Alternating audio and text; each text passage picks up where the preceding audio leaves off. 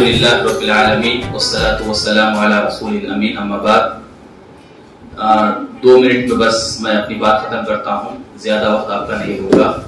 سب سے پہلی بات، ہم ہندوستان میں رہتے ہیں اور ہندوستان کوئی نیا ملک نہیں ہے، بلکہ ہندوستان نبی صلی اللہ علیہ وسلم کے زمانے سے پہلے کا ملک ہے، اور یہ اتنا قدیم ملک ہے کہ ہندوستان کا نام قرآن میں نہیں بلکہ احادیث میں، اور یہ کہ سب سے پہلے جب اللہ رب العالمین نے آدم علیہ السلام کو آسمان سے زمین پر بھیجا تو سب سے پہلے وہ ہندوستان پر آئے تھے، اور اس وقت ہندوستان صرف اتنا جو آج کا ہمارا کنٹری اتنا نہیں تھا، بلکہ سری لنکا، بنگلہ دیش، پاکستان، بھوٹان، افغانستان، یہ سب پورے ملک میں ہندوستان میں تھے۔ اور اس وقت آدم علیہ السلام جب سب سے پہلے دنیا میں آئے تو وہ سری لنکا میں آئے تھے، تو اس لیے ہندوستان ایک بہت قدیم تہذیب ہے۔ لیکن یہاں کی تہذیب سے بہت سارے لوگ آئے گئے، اور کئی حکمران تقریباً 1100 سال تک مسلمانوں نے اس ملک میں حکومت کی ہے، اور ان کی حکومت بھی دنیا کی سب سے بہترین حکومت تھی۔ اس کے بعد مسلمانوں کے کچھ اپنی آپسی انتشار اور اختلافات کی وجہ سے یہاں سے مسلمان ختم ہو گئے، اور انگریزوں کی حکومت تقریباً 250 سال تک 250 ایئرز سے زیادہ بھی ہندوستان میں انگریزوں کی حکومت تھی، اور وہ ہندوستان کے سب سے کالے دن تھے، جس میں پورے ہندوستانیوں پر اور پورے ملک پر ظلم و ستم کیا گیا، یہاں تک کہ جیسے گدھوں سے کام لیا جاتا ہے ویسے یہاں کے ہندوستان کے ایجوکیٹڈ لوگوں سے کام لیا گیا۔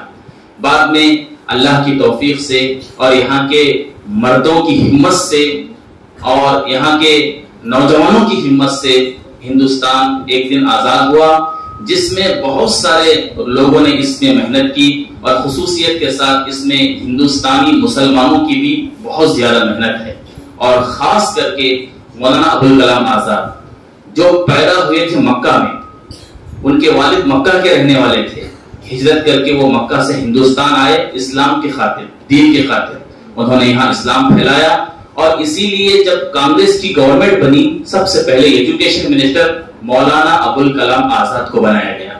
مولانا ابوالکلام آزاد ایک بہترین سیاستدان بھی تھے، بہترین اردو بولنے والے، بہترین انگلش بولنے والے، بہترین عربی بولنے والے۔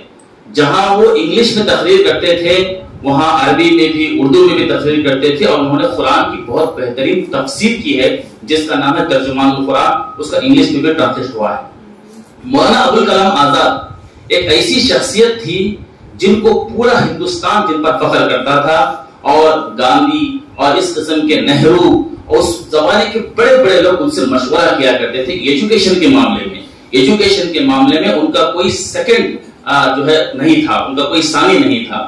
اس طرح مولانا آزاد نے اس ہندوستان کے لیے بڑی محنت کی، اور جب قانون بنایا گیا، جب بھیم راؤ امبیڈکر نے قانون بنایا، اس وقت مولانا ابوالکلام آزاد بھی اس قانون کی کمیٹی میں شامل تھے، اور ان کے بہت مشورے تھے۔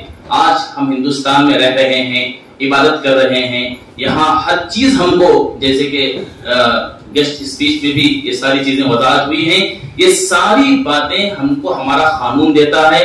یہاں ہمیں آزادی کے ساتھ بات کرنے کی، عبادت کرنے کی، ہمیں ہر کام کرنے کی یہاں آزادی ہے، یہ ہمارا قانون دیتا ہے۔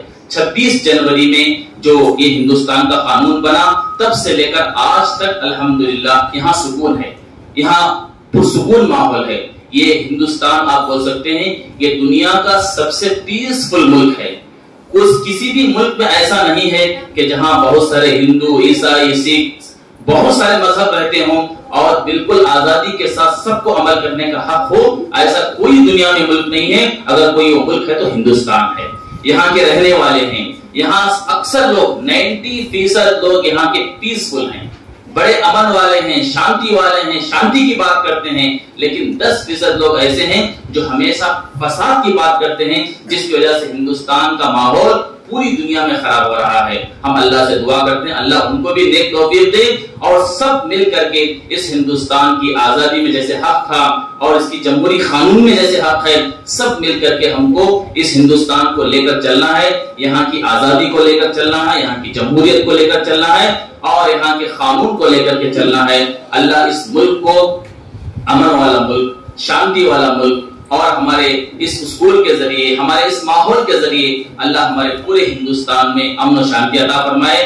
میں یہاں آئے ہوئے تمام ڈاکٹرز جنہوں نے اپنے بزی شیڈول کے باوجود ہمارے لیے یہاں وقت دیا ہے، دل کی گہرائیوں سے پورے مینجمنٹ کی طرف سے میں آپ کا شکریہ ادا کرتا ہوں. آپ کی بہترین باتیں اور آپ کی ہمت افزائی ہمارے لیے ہمارے اسکول کے فائدہ مند ہوگی. مجھے بولنے کا موقع دیا، میں آپ تمام کا شکریہ ادا کرتا ہوں. The way you want it. Allah has something better planned for you. Thank you, Jazakallah sir. Without your speech, we are not doing any program in our school. You are always telling us a very rare, important and unique things that touch to our heart deeply. And immensely thanks to you. Individual may die for an idea, but that idea will after his death impregnate itself in 1,000 lives. Now, I would like to call Jawal Zuhar to give a vote of thanks speech. Assalamu alaikum wa rahmatullahi wa barakatuh. Wa alaikum assalam wa rahmatullahi wa barakatuh. My name is Jamal Zuha. I am studying in grade 5 in Global Public School. वतन हमारा ऐसा कोई ना तोड़ पाए, रिश्ता हमारा ऐसा कोई ना तोड़ पाए. दिल एक है, एक जान है हमारी, हिंदुस्तान हमारा है, हम इसकी शान है.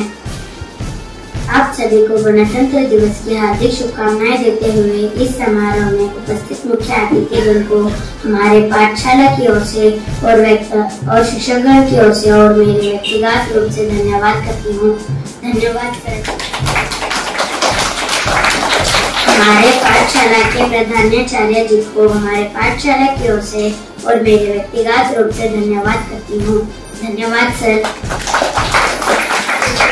हमारे प्यारे शिक्षकगण को हमारे पाठशाला की ओर से और मेरे व्यक्तिगत रूप से धन्यवाद करती हूँ. धन्यवाद शिक्षकगण. अंतिम में मैं मेरे प्यारे और इस पाठशाला के चमकते हुए तारों को भी धन्यवाद करती हूँ. जज़ाकल्लाहु खैरन.